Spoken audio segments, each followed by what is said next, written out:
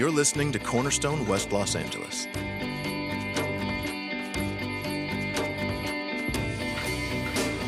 Ryan, good morning, everyone. We are today continuing with our series for the summer, looking at the miracles of Jesus recorded for us in the Gospel of John. Brian, if you were here, he introduced the series to us last week by kind of just taking a step back and saying, addressing some of the problems that we have with these accounts, right? The sort of the philosophical objections and obstacles that we have to deal with as 21st century Western people when we read these stories. Like, how can we believe that these things really happened? And even if we do believe that they happened, like, what exactly does it mean for us now? Like, what do we do with them? They're neat stories, but we didn't see them. So what does that mean? And these are really questions that we kind of have to deal with when we approach this part of Scripture. And I would encourage you, if you weren't here last week, to find that sermon and listen to it sometime in the week ahead. Today, we are going to look at the first miracle, or the sign, that is recorded in John's Gospel. We're looking at John chapter 2, verses 1 to 11. It's in the Pew Bible on page 887. It'll also be on the screen behind me. Let's read it together. John chapter 2, verses 1 to 11. On the third day, there was a wedding at Cana in Galilee, and the mother of Jesus was there. Jesus also was invited to the wedding with his disciples. When the wine ran out, the mother of Jesus said to him, "They have no wine." And Jesus said to her, "Woman, what does this have to do with me? My hour has not yet come." His mother said to the servants, "Do whatever he tells you." Now there were 6 stone water jars there for the Jewish rites of purification, each holding 20 or 30 gallons. Jesus said to the servants, "Fill the jars with water," and they filled them up to the brim. And he said to them, "Now draw some out and take it to the master of the feast." So they took it. When the master of the feast tasted the water, now become wine, and did not know where it came from, though the servants who had drawn the water knew, the master of the feast called the bridegroom and said to him, "Everyone serves the good wine first, and when people have drunk freely, then the poor wine. But you have kept the good wine until now." This, the first of his signs, Jesus did at Cana in Galilee and manifested his glory, and his disciples believed in him. This is the word of the Lord. Now, this is a really interesting story, and it's also kind of odd. I think it's a story that it's kind of really easy for us to have fun with, right? It's not a serious miracle, right? There's no life or death situation here. There's no feeding somebody who's hungry or healing somebody who's about to die. There's a party, and the party's in danger of being shut down. And Jesus does this thing, party gets to keep going, right? It's like, okay, Jesus, way to go. I like this Jesus guy. And see, when we read our Bibles, I think it's easy for us to see something like this that sounds funny, kind of sounds amusing, and for it to then really be easily misunderstood by us. When we read our Bibles, it's easy to kind of get comfortable with the way that these events unfold. And what happens is that we begin to assume that what we read about in Scripture is just sort of the normal way of life in this world, okay? It's kind of like this. When you watch a musical, you expect the characters at different points to break out into song to express themselves, right? That's normal. Nobody watches a musical and somebody starts singing, you think, that's really weird. Why is this person singing? Right? No, it's a musical. It's in the genre's name, right? That's just how this world works. You accept that that's how people behave. And, of course that's normal in that world of the musical because it's not this world, right? It's not the real world. If you were having a conversation with somebody, really like intense, personal conversation, right, and they suddenly burst into song, that would be bizarre. Right? That would be really weird. But the characters in a musical, they expect each other. They're never surprised. They expect each other to sing, and we expect them to expect people to sing because that's the world, that's normal for the world that they inhabit. And I think this is what happens sometimes when we read our Bibles. Things happen, people say things, people do things that we just assume are normal for this world. The difference is is that your Bible doesn't take place in its own little world. It takes place in this world. It takes place in your world. And so you have to fight to remember, these are real people with the same real concerns and needs that you have. They're living with real social norms. They're doing real tasks. They're having real conversations about things like the weather and to-do lists and their relationships with one another. All the same things that you and I would talk about. Now I say all that because there's something that happens in this story that should surprise us. But we'll miss it really easily by treating the world of the Bible as somehow different or disconnected from our own. And I'm not talking about the transformation of water into wine. There's an exchange that takes place in this story here that is really unusual. And it helps us to understand the whole story and the point of the whole story. Because what Jesus is doing in this story here is he's showing us, not in full, right, but he's giving us a glimpse of who he is, of what he has come to do, and why that matters for us today. Or in keeping with John's stated purpose for recording these signs, our passage shows us the glory of Jesus. It shows us the glory of Jesus in his person, the glory of his purpose, and the glory of his promise.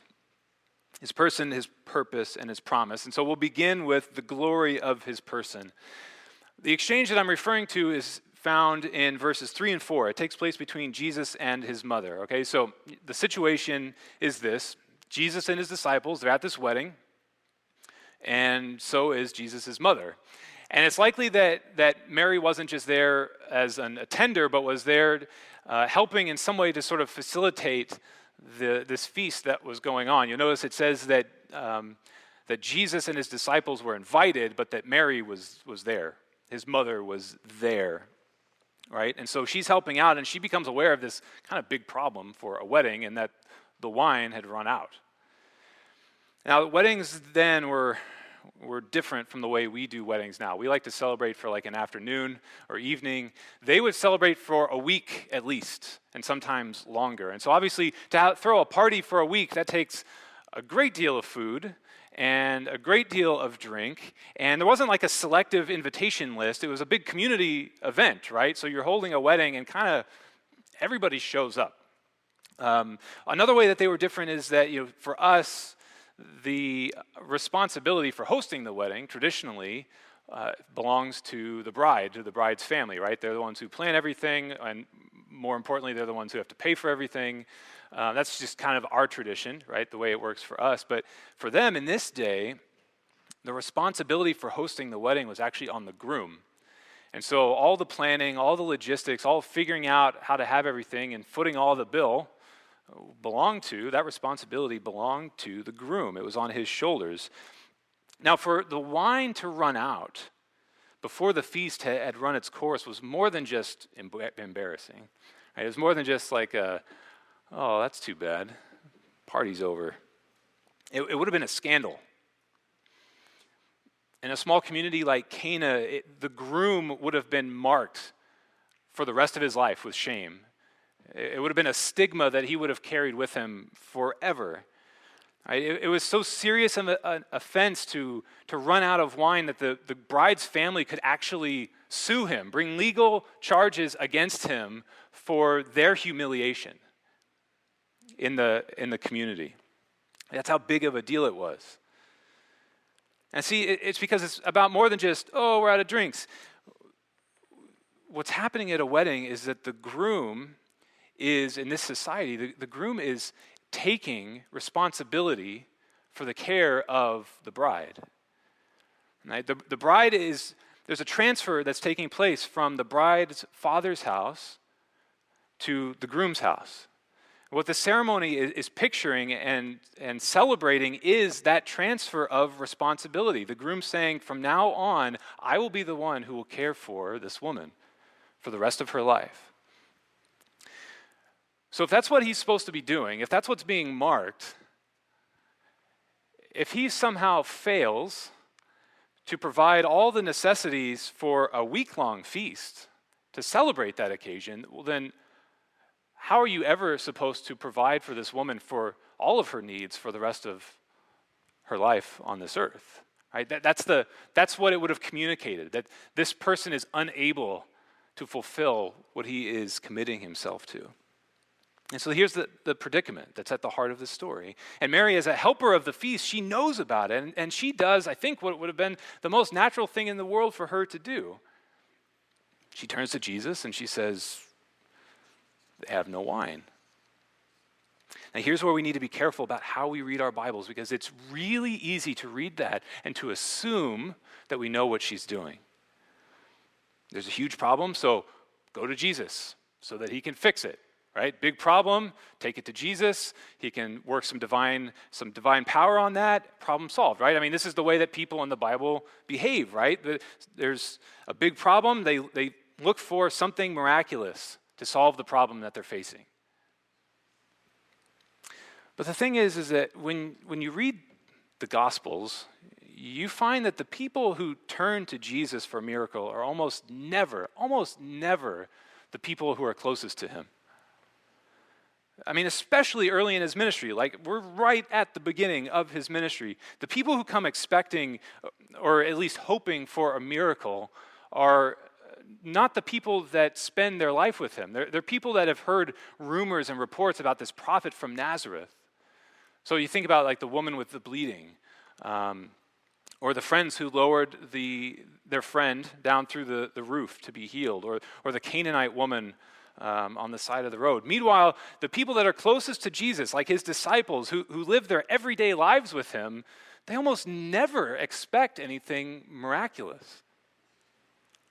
Just think about it for a second, right? There's this big, huge crowd. They've been out all day. Nobody has anything to eat. The disciples don't turn to Jesus and say, "Hey, do you think you could like whip up a meal?" They say, "You got to send these people away so they can go get some food," right?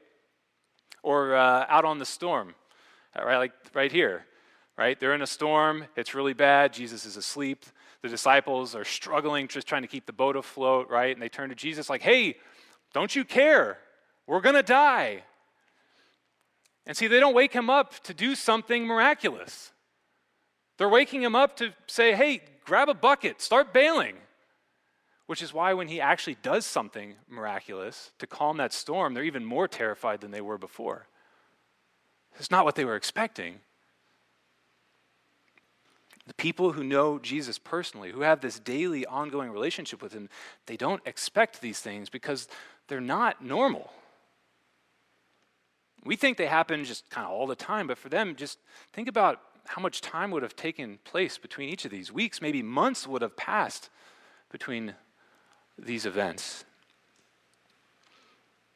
And if that's true for his disciples, if his disciples could live with him day in and day out and not expect these kinds of things, during his ministry, when he's actually doing these things all the time, think about what it would have been like for Mary.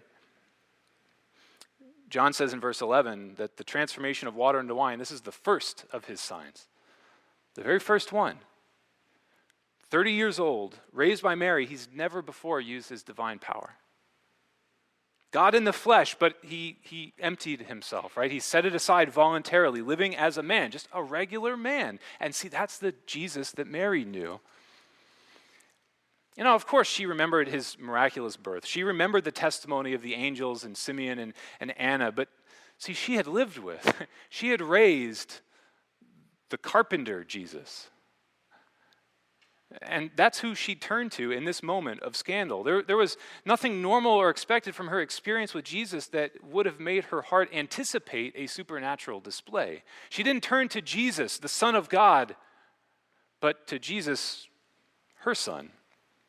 Honestly, the way that any widow would have naturally turned to her firstborn son and depended upon him at this time. And so what am I getting at? See, in this story, the glory of Jesus' person is revealed to us. This whole story tells us so much about who Jesus is, but I want us to focus on two specific ways that we see the glory of his person revealed here, and it kind of comes on either side of this exchange. There's everything that came before this exchange and what that tells us about his humanity, and there's everything that comes after this exchange and what that tells us about the glory of his divinity.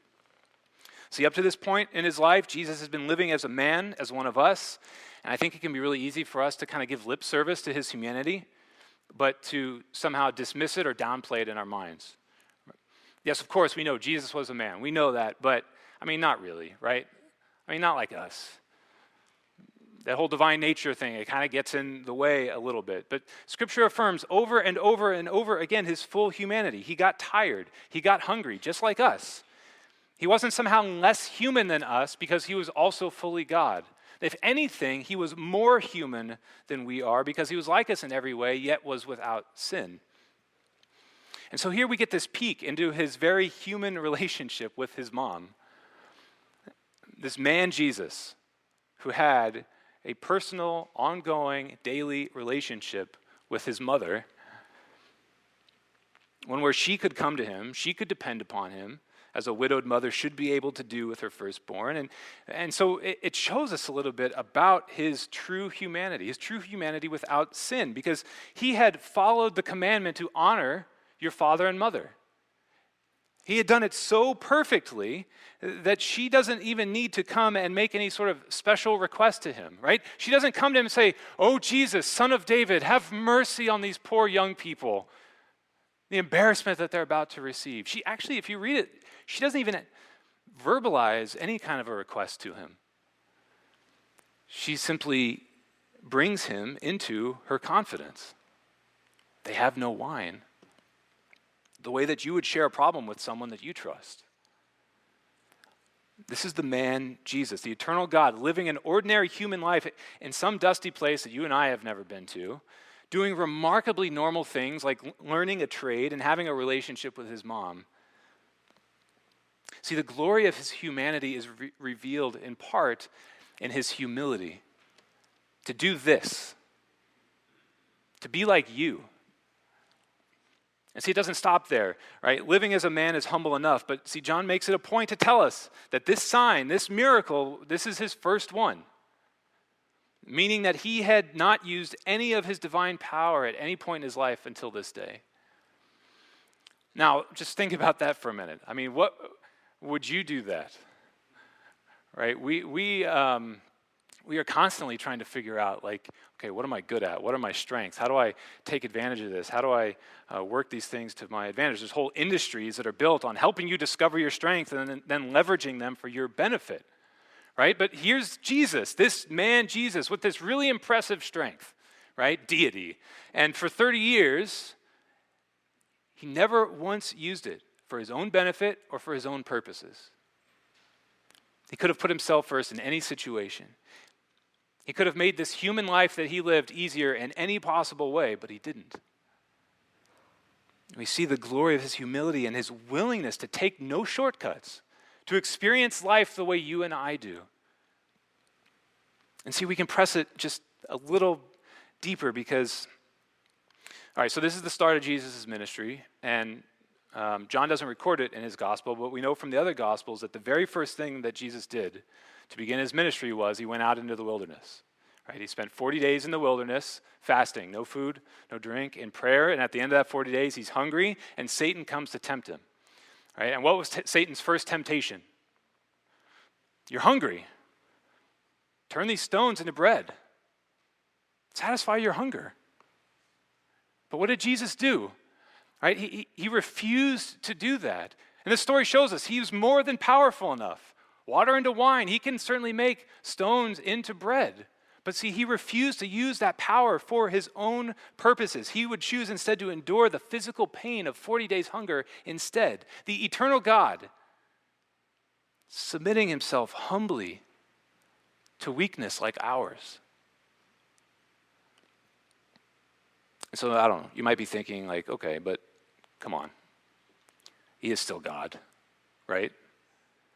How hungry could he be? How uncomfortable could he really be? And the answer is as hungry as any man or woman would be after 40 days without food.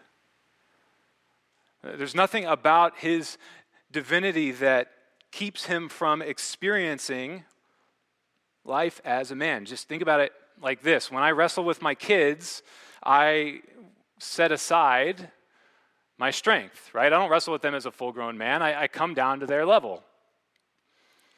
or almost to their level. I'm still dad, right? Gotta keep things in order, right? Yeah. Right? Now, just because I have strength that I'm not using, that doesn't somehow make me invincible to them. Okay? If he hits me in the face or stomps on my knee, right? There's not something just because I have strength I'm not using that just makes that not hurt. No, that hurts. That like really hurts. It hurts for real. And see, in the same way, just because Jesus has this divine nature that he sets aside, it doesn't spare him from our pain. He doesn't turn away from it. He embraced it for your sake, to be like you with glorious, glorious humility. And see, this humility and his self-denial, such as in the temptation, it's all the more remarkable then when we see his glory revealed to us in his divinity in this passage, right? Because the other side of this exchange with Mary is what he does about the problem that she brings to him. He doesn't simply try to help her find a solution to the problem of the wine running out. He shows himself to be the solution in an entirely unexpected way.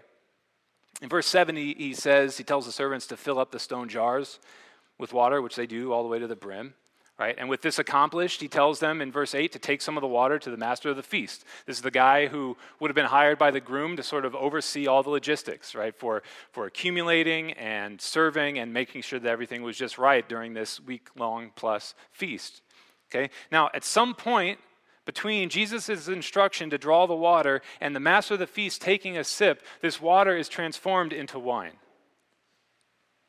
And not just any wine.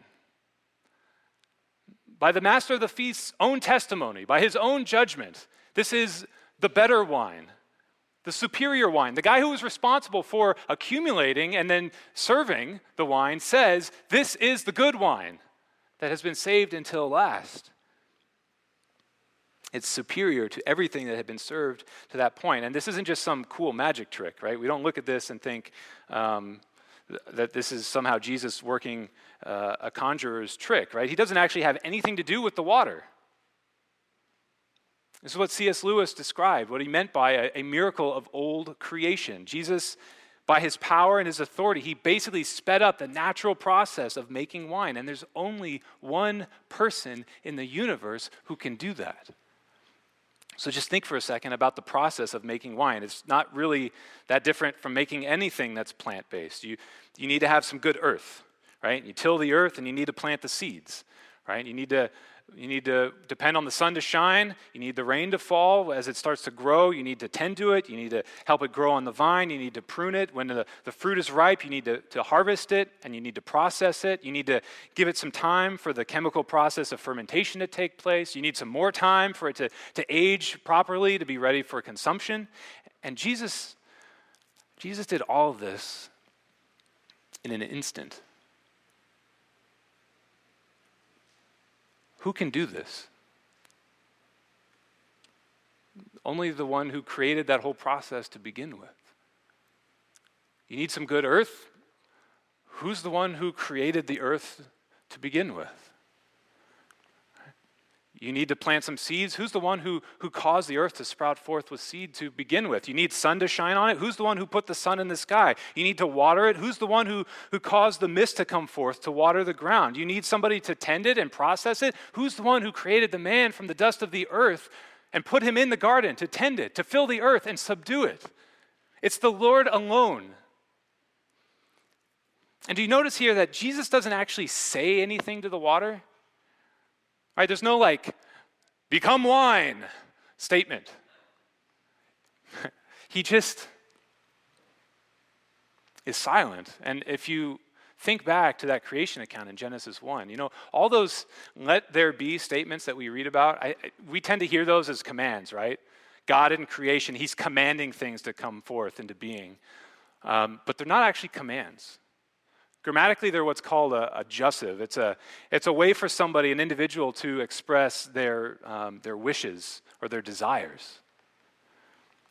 And so what we read about in Genesis 1 is God saying, this is what I want. Here's what I desire to be.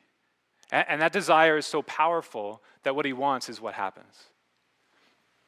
And so we see Jesus here doing it again. It's the maker of heaven and earth who can do this. Jesus doesn't have to say anything to the water. He simply wills it to be wine, and it is. And so we see here the glory of his person, the God of creation, the one who possesses that kind of power and authority, but who lives in humility as an ordinary man, experiencing life like you and me. And these characteristics of his person, they lead us to our second point, the glory of his purpose. If we go back to that exchange between Jesus and Mary, we need to take a minute and just think about his response to her. And again, this is, I think, one of those instances where we read our Bibles, and if we're treating it kind of like its own little world, then we're going to miss what's going on, right? Because Mary comes to him and tells him they're out of wine, and Jesus replies, "Woman, what does this have to do with me? My hour has not yet come." It's really easy for us to kind of go right past this thing thinking, well, it's Bible talk, right? People talk like this. I don't know. It's weird, but that's just what they did. Right? But this is not how real people talk. This is not a normal exchange. There are a few things here that are frankly, they're just kind of off-the-wall things for Jesus to say in a situation like this one, right? One is that he calls Mary woman. Another is that he tells her, he seems to show no concern for the situation. And third is this talk about like his hour not yet coming, right? It sounds like normal Bible talk, but Mary's basically saying like, hey, we're out of drinks, hoping, I don't know, maybe Jesus can discreetly like get out to market and get some more and come back without anybody knowing so that there won't be any embarrassment on this groom. And Jesus' reply is, my hour has not yet come. Right? That's really weird. And so what's going on here? What Jesus is doing is what he does so often when he's engaging people. He sees more going on in what it is that they bring to him and the things that they say to him, and he uses these opportunities to teach, to tell something about who he is and why he is here. And so here he's giving us a peek into his true purpose. So we'll just take these kind of the parts of his response one at a time. The word that's translated here as woman is it was a common way of addressing a woman with courtesy. It's not a degrading, disrespectful, or condescending term at all. It's sort of similar to the way that we might address a woman with something like ma'am. The key distinction is that this word would have never been used at this time for addressing somebody's mother. You would have never used this word with your mom. Some of us call our moms ma'am. Okay, so that's where the sort of similarities stop. That would have never happened with this word. Next is this phrase, what does this have to do with me? Literally, it's what to me and to you. It's this old Hebrew idiom that was used as a way of kind of creating distance between yourself and somebody else. It's a way of saying, like, look, you and I are not operating on the same wavelength. Okay, we have very different priorities and concerns. And then finally is this statement, my hour has not yet come. Now, when we read John's gospel, Jesus' hour is always a reference to his crucifixion.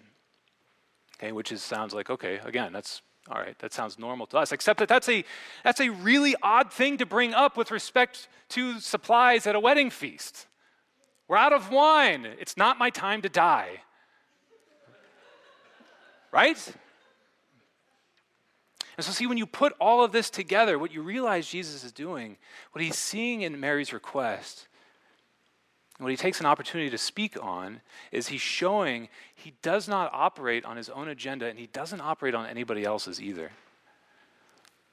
See, he's beginning a whole new chapter here at the start of his ministry. By addressing Mary as woman instead of as mother, he's announcing to her, look, our relationship has changed. Something new is here. From now on, all who come to me, they must come to me in faith. They must come to me as Lord. They can't come to me as son or brother or friend. When we read the Gospels, all the Gospels, we see Jesus kind of repeatedly trying to show people, look, nobody gets an inside track with me. There's no special privilege that some enjoy with me over others. Right? We actually, as we read the Gospels, we see him constantly trying to kind of distance himself from his blood family. Right? His mother and brother and sisters show up. Who are my mother and brothers and sisters, he says? Those who do the will of my Father in heaven. See, he's leveling the field. All stand before him equally. There's no special claim that anyone holds over him that can be used to somehow curry special favor, get him to do something for them that they want him to do. He's not a genie that will meet your wishes. See, that's what he means when he says, what is this to me? What does this have to do with me? You have your priorities, but they're not mine. He won't march to your drum. He won't march to Mary's drum. But see, he's not marching to his own either. His response sounds really harsh and uncaring until we hear that last phrase, my hour has not yet come. Because it reminds us whose agenda it is that he is following. In John 12:23, as the cross grows nearer, he says to his disciples, now is my soul troubled. And what shall I say? Father, save me from this hour? But for this purpose, I have come to this hour. And in John 17:1, he says, Father, the hour has come. It's here. Glorify your Son. Why? That the Son may glorify you. That's his purpose. To bring glory to his Father, and to do so by submitting himself to divine wrath for the sake of wicked sinners, for your sake and for my sake. It's his humility demonstrating itself in his purpose. All of that divine nature, all of that power and authority, and he yields it all to the Father, to the Father's purpose. He must be about his Father's business, not Mary's, not yours, not even his own. And see, by doing so, he's doing something remarkable. The Father's purpose for him is glorious, and he gives a glimpse of it in this miracle. See, wine wasn't just culturally important for these Jews. It was actually has a significant biblical function as well. Wine represented joy and celebration and blessing, but there's one more component that's really important for us to see, because when we read the Old Testament prophets, we hear a lot of them talking about the coming Messiah, right, and the new age that he will bring in when he comes. And one of the ways that the prophets picture the blessedness of this Messianic era is in abundance of wine. So in places like Joel 3 and Amos 9, we read about the mountains dripping with sweet wine. There will be abundant joy from God when Messiah comes. And we should remember, too, that the New Testament refers to Jesus as the bridegroom of his church, which picks up on the Old Testament image of Yahweh as the bridegroom of Israel. And when the Bible, when the prophetic parts of the Bible, in both the Old and New Testament, when they talk about kind of the consummation of all things, one of the ways that they picture it, one of the ways it's described is as the great marriage supper of the Lamb, a wedding feast. And so here's Jesus. He's at this wedding, the true and perfect bridegroom, stepping in to cover the shame of this particular groom, right? Providing in abundance what this groom could not, supplying the wine so that the celebration could continue. He's announcing to those who are paying attention that he's here to bring the everlasting joy that God has promised. See, his disciples would have been well versed in all of these biblical promises and images, and when they see him supply the wine, they understand what it means. The one who can bring forth wine from water can supply all the wine that will ever be needed. He's the one who can make the mountains drip with wine, and they believe in him. Their trust in him is deepened. The Father's purpose is for him to fulfill these purposes. His hour has not yet come, but it is near, and it will accomplish all that the Father desires and all that he has foretold. And see, it doesn't stop there, right? Because these promises aren't fulfilled by simply reforming the existing way of things. Jesus' purpose isn't simply to rearrange things for us, to kind of come in and take our good religious lives and sort of tweak them a little bit, and perpetuating our existing reality with a new coat of polish. If you look again at verse 6, John tells us that there are these stone jars, right? Big 20, 30-gallon jars, they're holding water. They're used for ritual purification. All right, a big part of the Mosaic law was the idea of being either clean or unclean. And this had to do with your ability to participate in the community and participate with the community in the worship of God. And so there were stipulations for how you maintain your cleanliness or how to restore your cleanliness if you've somehow become unclean so that you could be brought back in, so that you could participate. And over the centuries, these original stipulations, they begin to form all these new rituals, kind of new traditions. Like, how do we apply this? How do we put this into practice? And these traditions ended up with this great deal of authority over their lives. So you would wash your hands before you eat a meal as a way of purifying them. You would wash your pots and pans before cooking as a way of purifying them. You would wash your plates and your bowls and your utensils before using them to eat, right? To make them clean, not hygienically, but spiritually. We see this in Mark chapter 7, for example. The Pharisees come. They want to know, why doesn't Jesus' disciples, why don't they wash their hands before they eat, according to the traditions of the elders? Why aren't they purifying themselves? And so you got these big stone jars, right? All 6 of them. And all these guests, the first thing they would have done when they show up to this feast, they would have washed their hands so that they could go in and participate, purifying themselves. The cooks would have used the pots, the pans, they would have cleansed the bowls, the plates. And Jesus tells these servants, fill them up. Fill up the jars with water. The idea is fill them to capacity. Fill them all the way up, which is what the servants do, right? All the way to the brim. And now what happens next is critical for us. Because Jesus says to the servants, now draw some out and take it to the master of the feast. Now when you read that, where do you imagine these servants drawing that water from? I think we read that and we say, well, okay, fill up the jars and then take some of that and take it to the master of the feast, right? I mean, that's the way I've always read it. Something that I learned as I was preparing for this message is that this word that Jesus uses, that's translated here, draw some out, this word refers exclusively to drawing water out of a well.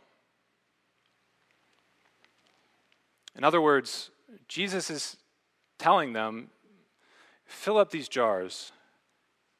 Now go back to the well where you got the water to fill these jars. Take that water. Take that fresh water. Take that to the master of the feast. He's showing us that his purpose from the Father is to bring about something new. It's not to reformulate what already was. So take these jars that you use for purification, these big jars that had such a huge authority in your life for what they represented, for the old way of doing things. Fill them up because their time is complete. We're done with these now. The time for purifying yourselves is over. Go draw some new water. Take that. It's that fresh water that he transforms into wine, the best wine. The Father's purpose for his Son is to create a new covenant. The old is done away with. The new has come. It's wholly new, right? You don't put new wine into old wineskins, Jesus said. You don't draw the wine of the new covenant from the old covenant purification waters. Jesus, Messiah, is here. He establishes a new covenant that will purify you forever. It's superior to the old, better in every single way. See, he's showing us his glory, the glory of his person, revealed in the humility of his humanity and the creativity of his divinity. He's showing us the glory of his purpose, revealed in the fact that it's his Father's purpose, which he humbly accepts. And that purpose is to bring God's everlasting blessing on his people, which he does by creating a new covenant in his blood. So what does that mean for us today? What do we take away from it? Why does this matter now, which is our third point, the glory of his promise. His promise for you and for me, because see, this story is for you.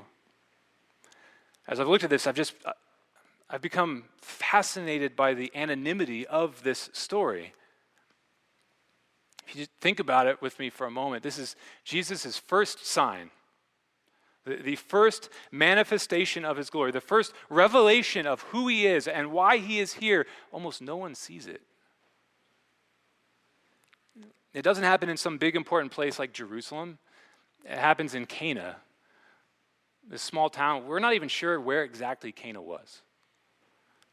It doesn't happen for the benefit of important or influential people. It happens for some nameless groom who, again, reading the story, it's entirely possible this groom had no idea that Jesus had done this for him. The master of the feast didn't know where the wine came from. It doesn't take place in front of a big, huge crowd where lots of people can see it. It happens before a few disciples and some servants. And it doesn't appear in any of the other Gospels. It's only here in John's Gospel, the last one to be written. And if John hadn't included it, it would have been lost to history. His first miracle, it's not a big splashy thing. It barely made a ripple at the time because he didn't intend it to. His hour had not yet come. For you, his hour has come. And these things are written so that you may believe that Jesus is the Christ, the Son of God. It's for you. See, it's a curious thing. It's not the witnessing of the miracle that creates faith. I know that sounds strange. We think, if we could have just been there, right? If we could have just seen him do these things, if I could have seen him like healing people, right? Or walking on the water, if I could have seen him rise from the dead, if I could just see him now, I could believe. I could like really believe, right? I could believe in a way that was unwavering, that could not be shaken. But that's not what Scripture tells us about faith. Faith doesn't come by seeing. Romans 10:17 says that faith comes by hearing, and hearing from the word of Christ. And now maybe you're thinking, okay, but verse 11. Verse 11 says he did this, and his disciples believed in him. Which is true, right? It does say that. But the idea here is that their belief was grown, that their trust in him was deepened, right? It was pressed further in. It's like going from sitting on the edge of the couch to slowly letting yourself sink into it more and more, right? Becoming more and more comfortable, pressing yourself into it. They didn't start believing in him in John chapter 2. If you go back to the end of John chapter 1, Nathanael professes, Rabbi, you are the Son of God. You are the King of Israel. And that's just from their conversations with Jesus, from hearing the word of Christ. Seeing the miracle simply confirmed and strengthened their faith. And notice who isn't mentioned here.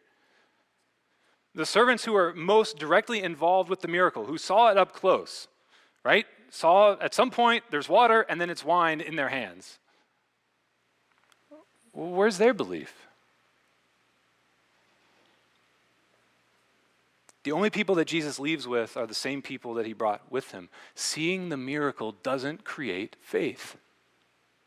The power to create faith is in his word. It comes from hearing his word. You are not at a disadvantage over these disciples because you can't see these things.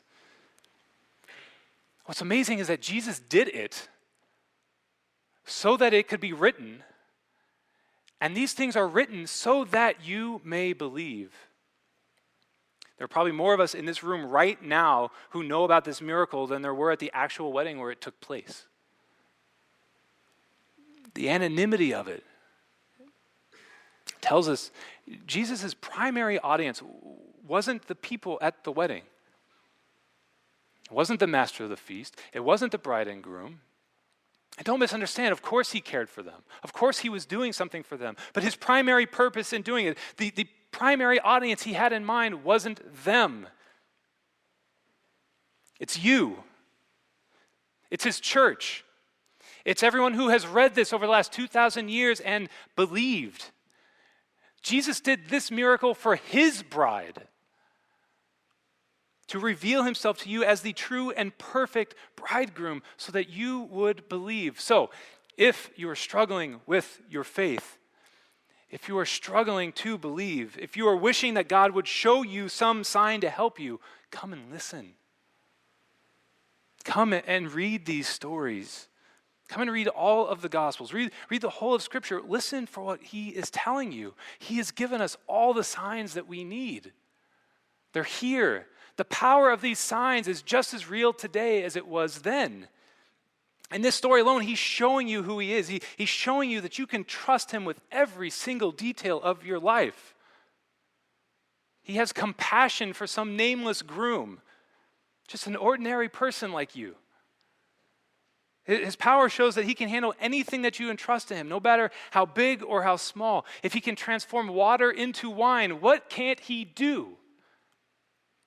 And if he can use such extraordinary means to fulfill these promises of God, you can trust him to keep all of his promises to you. No matter how impossible they may seem in your life right now, all he has to do is want to do them. And he does. He comes to those who are needy. He comes to those with power and humility, to those who know their need and look to him to meet it. It's that humility that guarantees it. He does not place himself out of anybody's reach. But see, he cares about far more than just your needs. Right? You can read all the other miracle stories and you can think, okay, well, like I know that Jesus, I can trust him with like the super important stuff, right? Like if I'm about to die or I'm really sick or I'm about to starve or, you know, I'm facing some debilitating, he cares about those things, right? We see that. But see, this story doesn't let you stay there because there's nothing life or death about this situation.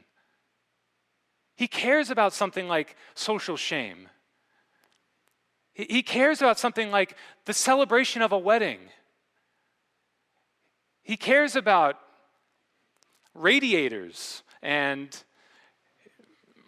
I don't know, the things that concern us, that we think these aren't important enough for him. He cares.